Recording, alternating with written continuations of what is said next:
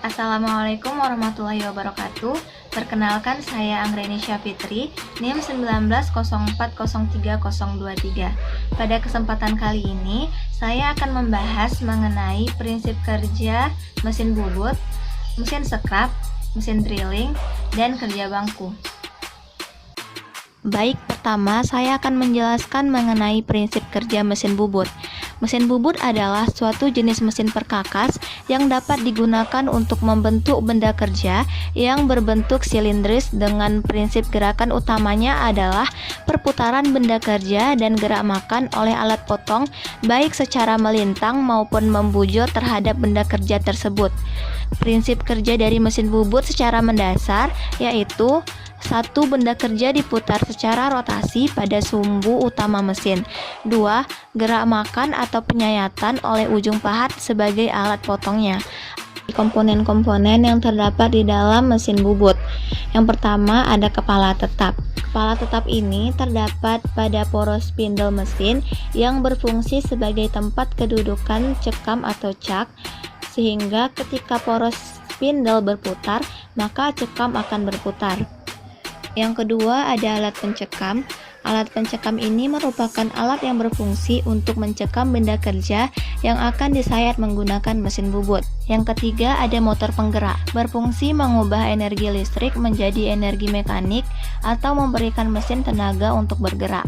Yang keempat ada tombol emergency stop, digunakan dalam keadaan darurat untuk mematikan mesin. Yang kelima ada handle atau tuas. Fungsinya yaitu: 1. Sebagai pengaturan kecepatan spindle, 2. Pengaturan feeding atau kecepatan pemakanan secara otomatis, 3. Pengaturan arah pemakanan, 4. Pengaturan penguliran, 5. Menyalakan dan mematikan mesin, 6. Pengaturan arah putaran spindle. Keenam ada eretan. Ada 3 jenis eretan yang ada pada mesin bubut, yaitu: 1. Eretan alas, ialah eretan yang kedudukannya pada alas mesin dan dapat bergerak ke kiri atau ke kanan sepanjang alas. Kedua ada eretan lintang, kegunaannya untuk memberikan tebal pemakanan pahat atau menggerakkan pemakanan pahat. Yang ketiga ada eretan atas, digunakan untuk membuat tirus dengan sudut yang besar pada jarak pendek. Yang ketujuh ada tool post atau dudukan pahat. Tool post ini berada di atas eretan atas, digunakan untuk memegang atau menjepit pahat bubut saat proses pembubutan. Lalu kedelapan ada lampu penerangan. Lampu ini digunakan untuk membantu operator melihat benda kerja saat dibubut. Lalu yang kesembilan ada selang kolen atau pendingin, berfungsi untuk menyemprotkan cairan kolen saat membubut. Kesepuluh ada kepala lepas. Guna kepala lepas adalah sebagai tempat penahan ujung benda kerja yang dibubut, tempat kedudukan bor waktu mengebor, dan lain-lain. Yang ke-11 ada alas mesin atau bed mechine. Alas mesin digunakan sebagai tumpuan gaya pemakanan pada waktu pembubutan dan juga sebagai tempat kedudukan kepala lepas, eretan, penyanggang diam. Lalu yang ke-12 ada poros transportir dan poros pembawa. Poros transportir berfungsi untuk membawa eretan pada waktu pembuatan secara otomatis, misalnya pembubutan arah memanjang atau melintang dan ulir. Lalu ada poros pembawa, adalah poros yang selalu berputar untuk membawa atau mendukung jalannya eretan dalam proses pemakanan secara otomatis. Lalu yang ke-13 ada rem kaki, digunakan untuk menghentikan mesin. Lalu kedua saya akan membahas mengenai prinsip kerja mesin scrap. Pada mesin scrap terdapat gerakan memutar yang bersumber dari motor yang kemudian diubah menjadi gerak lurus ataukah gerak bolak-balik melalui blok geser serta lengan penggerak. Letak langkah dapat diatur dengan spindle posisi. Untuk mengatur panjang langkah, gunakan bantuan blok geser.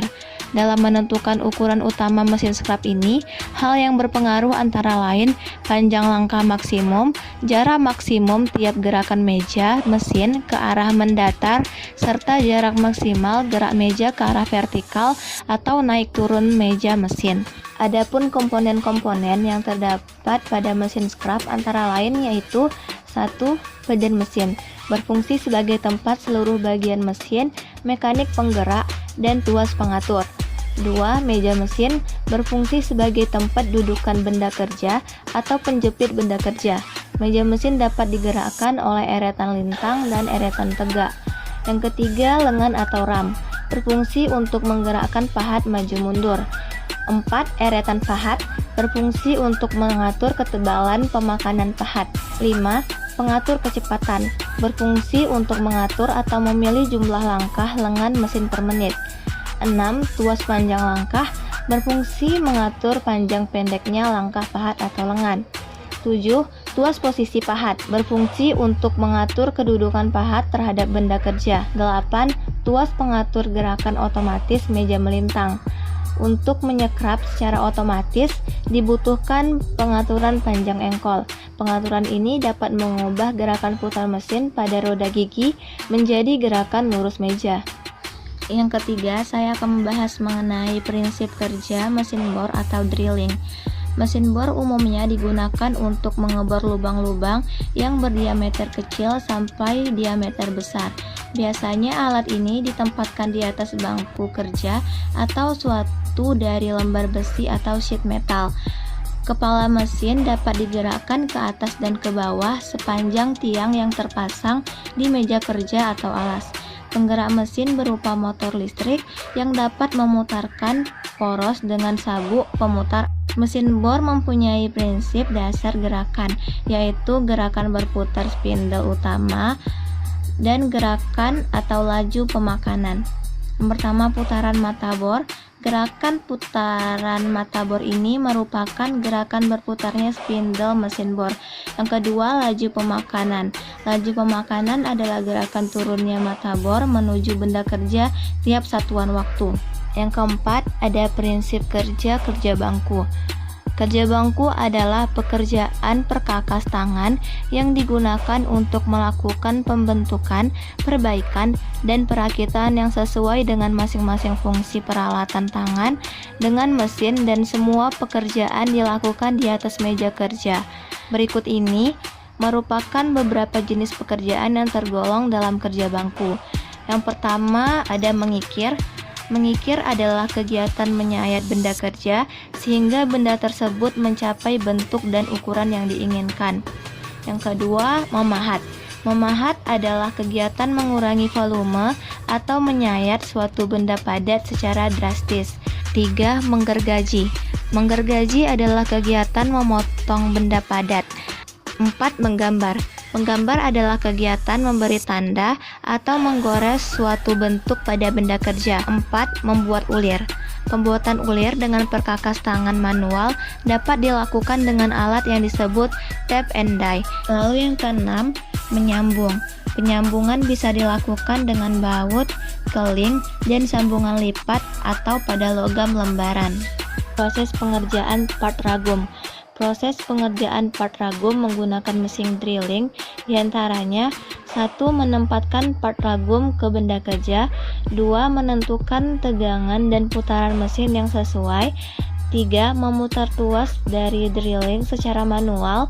4. Mata pahat memasuki ulir dan operator menghitung waktu pengeboran tersebut. 5. Menuangkan kolan dan membersihkan bidang kerja. 6. Membalikkan posisi pemutar ulir untuk melubangi secara sempurna. 7. Setelah proses drilling selesai, dilakukan inspeksi pada hasil akhir part ragum tersebut. Proses pengerjaan part ragum menggunakan mesin gerinda diantaranya: 1.